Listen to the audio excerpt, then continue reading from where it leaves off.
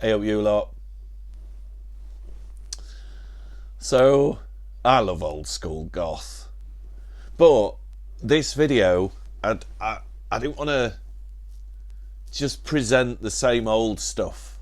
If you're even vaguely aware of old school goth, you must know about Bauhaus and Sisters and Susie and the Banshees. So I've tried to pick some for 10 essential goth, old school goth records that there's no Sisters and Bauhaus. Now, I adore the Sisters of Mercy and I adore Bauhaus. But there's no point just retreading the same old stuff, is there? So hopefully there's some bands in here that you might not know and some that you might know. I've also made a Spotify playlist which I will link in the description with one track off each of these albums. So you can have a little flick through if you fancy. It saves me getting into trouble with YouTube again for music copyright things. So you got to cast your mind back a little bit. A lot of these bands are local to where I grew up.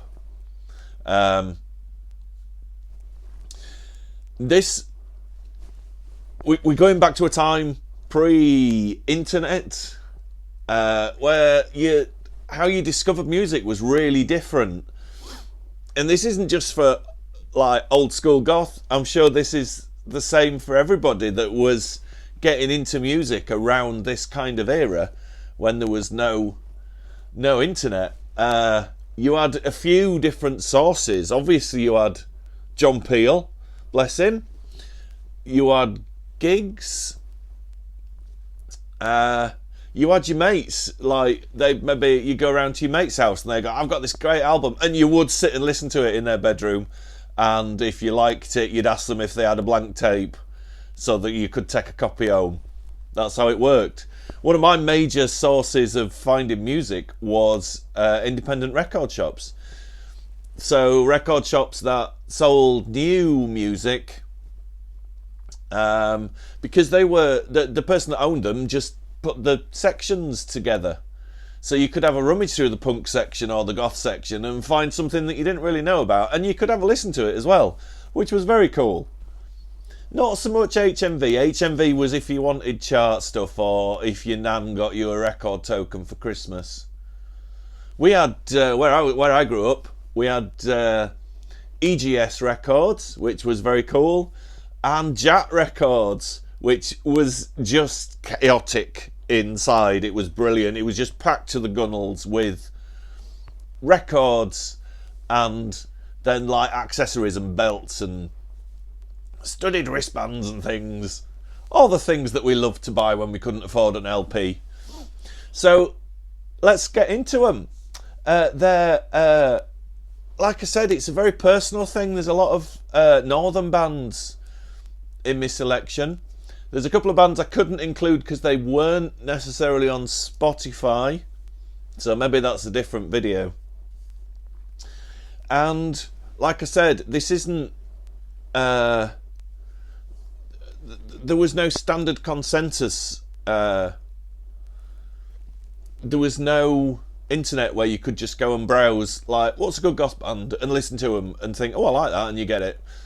It was hunting these things out, and that was fun and frustrating, but it's from a time way back. That world is now gone. So first up, they're in alphabetical order, because I thought that was fairest, and then I'm not showing any favouritism to any bands.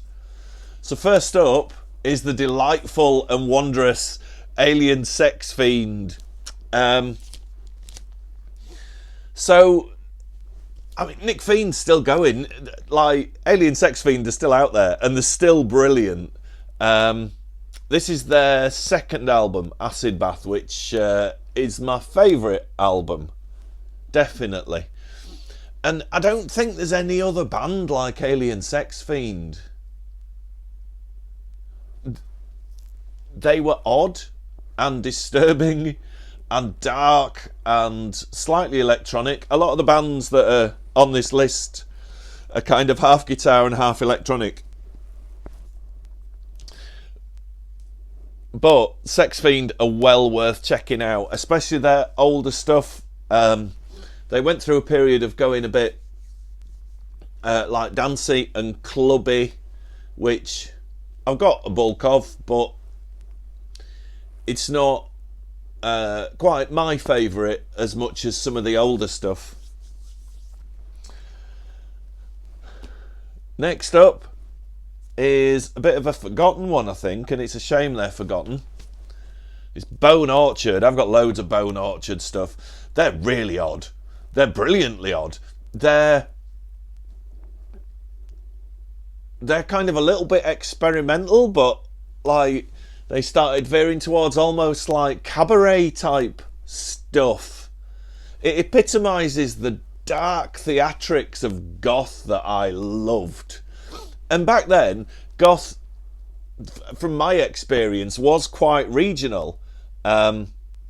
Different bands were big in different areas of the UK, and different fashions as well. I mean, when we were growing up, it was motorbike boots and tailcoat. That was your essential uniform.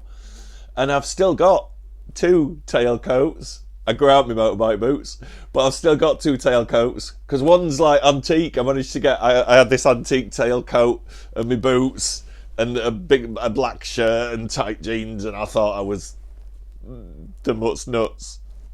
Probably wasn't.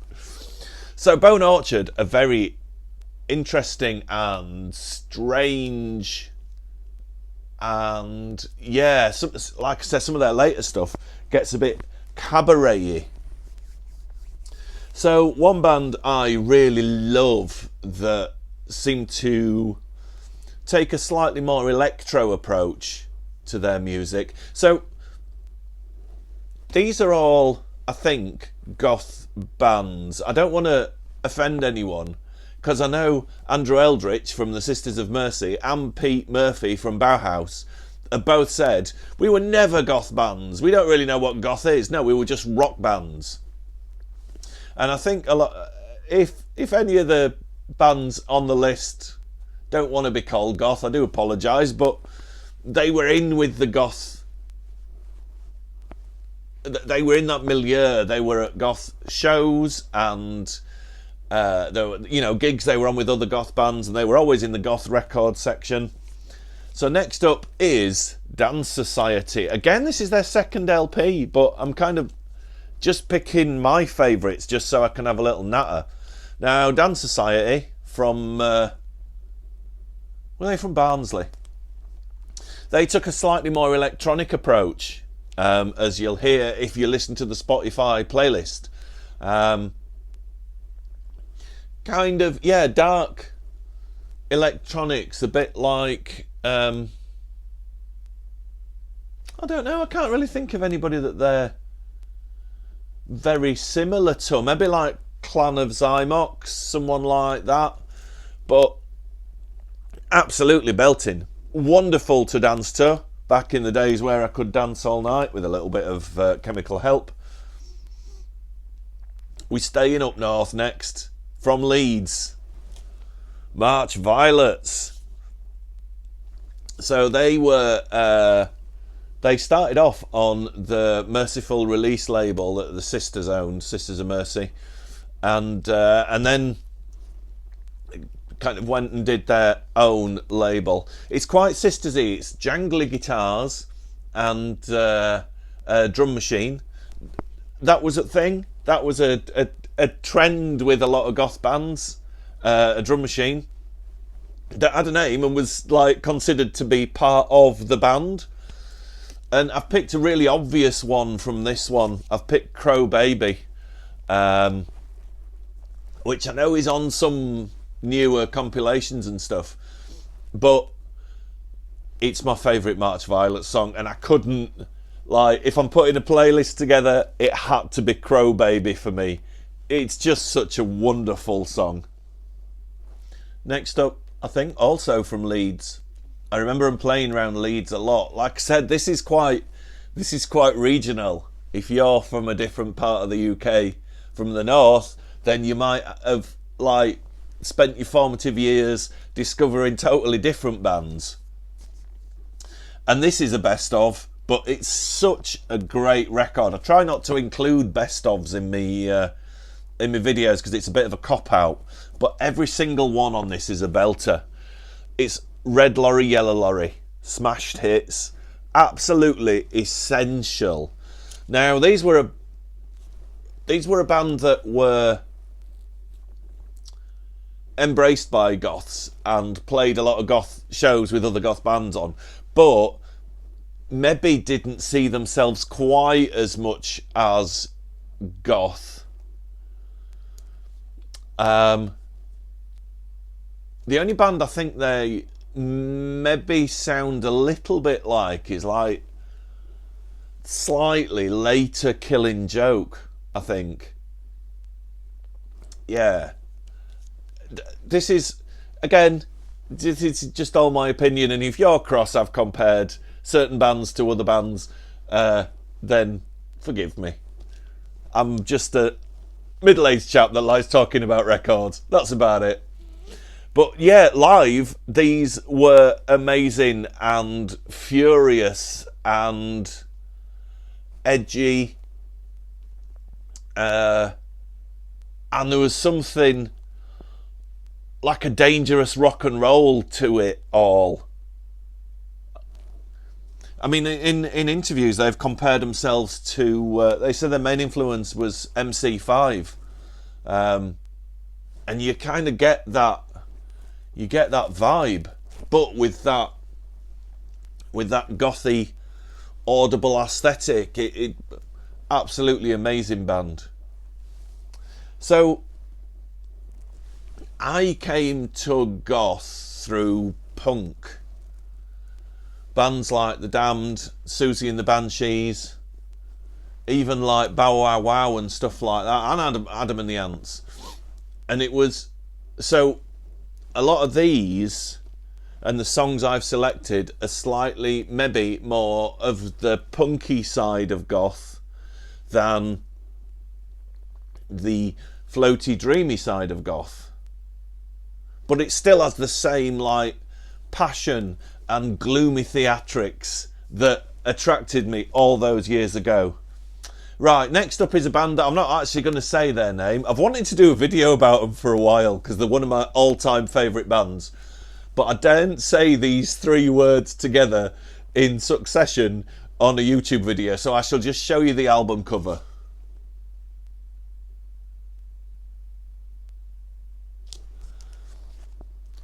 Every time I look them up online and like hunt for rare records that I've not got by them, I always worry that there's a little alarm going off in some policeman's office going, those three words shouldn't be Googled. So this is actually a reissue of the first released Beasts. Look at that cover. That is so cool and stylish. Absolutely brilliant. Again, it's theatrical.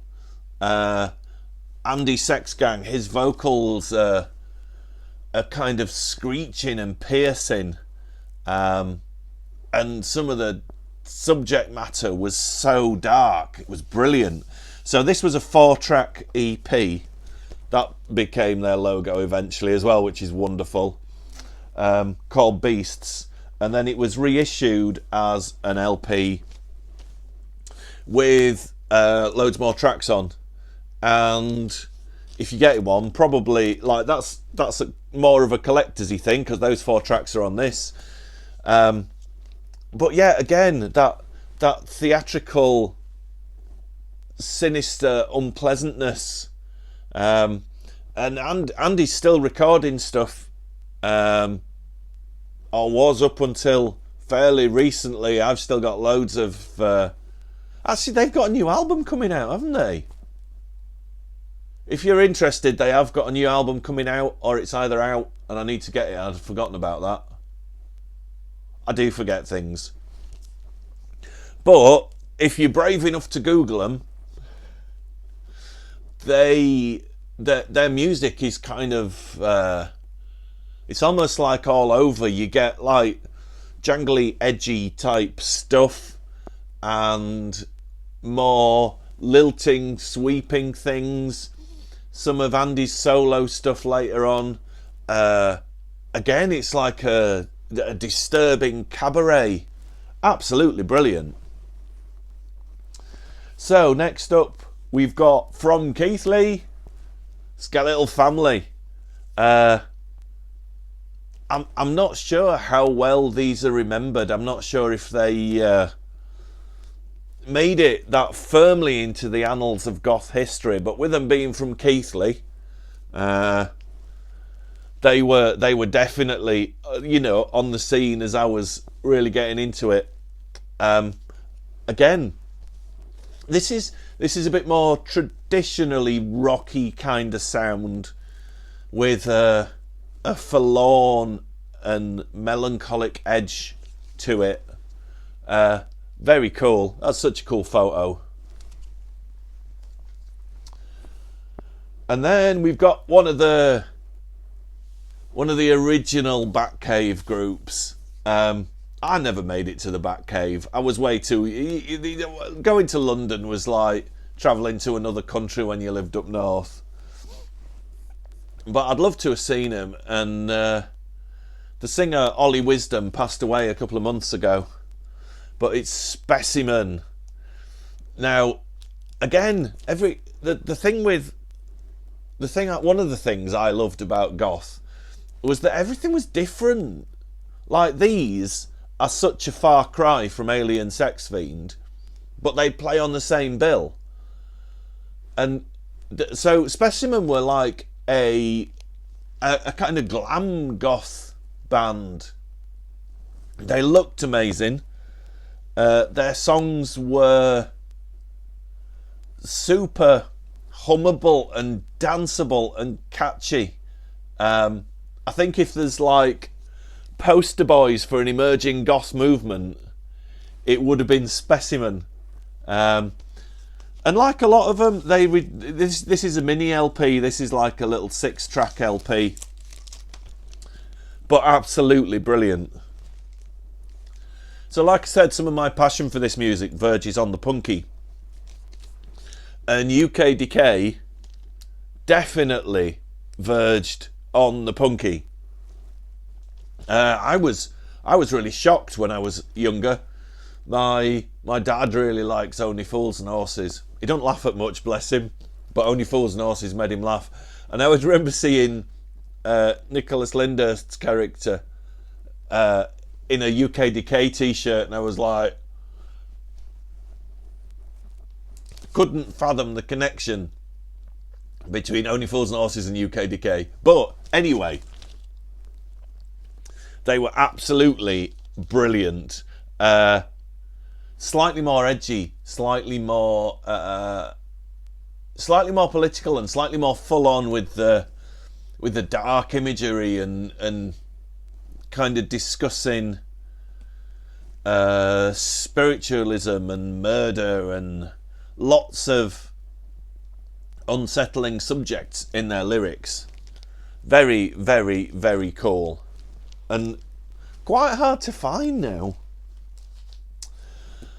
And lastly, and I don't know if I'm going to pronounce this right, I don't know how to pronounce this. I've always called them Exmal Deutschland. Again, this is their second album, Toxin. And I think there's obvious comparisons between them and Susie and the Banshees. There's a similarity in musical structure. But Exmal Deutschland employed a keyboard with brilliant and haunting effect. I kind of discovered them because they were eventually produced by Hugh Cornwell from the Stranglers, and I adore the Stranglers. And I think they did quite a few shows supporting the Stranglers as well, which is kind of cool. They were an all-girl band from Hamburg, I think. and just, yeah, they sing in German, but it kind of doesn't really matter. It's haunting and catchy. It's enough. It's got enough drive and rhythm to make it like cool, danceable goth, but there's something equally sinister going on in the lyrics and in the sounds. So that's definitely a belter. One of the, I listen to these an awful lot. And just as a little bonus, I thought I'd throw this in actually. If you're interested in checking out some of the early goth bands, there's a brilliant compilation. This isn't one of the 10. This is just, I just wanted to mention it. It's Batcave, Young Limbs and Numb Hymns. And it's a compilation of Batcave bands. So you have got Specimen, Sex Beat, Test Department, James Percy. He got involved. Oh, Jimmy Percy got involved in the goth movement. A bit of Sex Fiend, the Venomettes. That's a brilliant one. And a lot of these bands, it's actually quite hard to find stuff, like really hard to find their other stuff. So if you want another sample, have a listen to my playlist. If you're thinking, is it cool? Am I going to like it? And if you do, this is a good next step, because this is all the kind of original Batcave bands. Obviously, Ollie Wisdom from Specimen getting the Batcave going and putting on some amazing early goth bands. I guess from today's standards, some of it's a bit gloomy, some of it's a bit pretentious, and I say that with absolute fondness and adoration for this genre. I remember when Marilyn Manson started getting big and the Beautiful People came out and it was played in all the goth clubs, and I remember sitting there thinking, this sounds like heavy metal to me. It's not my goth, but things change, things move on. You know, I think about my friends that were into heavy metal back then, and what was considered fairly harsh and full on, and that's really aggressive and powerful, is quite gentle compared to some of the bands nowadays. So things move on, and that's good, and new fans come in and like embrace new things about it. And the goth of my era is so far removed from what goth is now, but that's what happens. The world moves on, and us dinosaurs just sit in our little house surrounded by books and records, reliving the glories of decades ago. So thank you for watching, guys. I hope you enjoyed this video. I hope you check out the Spotify link, and I will see you on Wednesday if you're here for horror book nonsense, and Orton I shall try on Sunday. Sorry, I went to a wedding yesterday. And if you're here for records, then it'll be Sunday. Thank you so much for watching, and I'll see you all soon.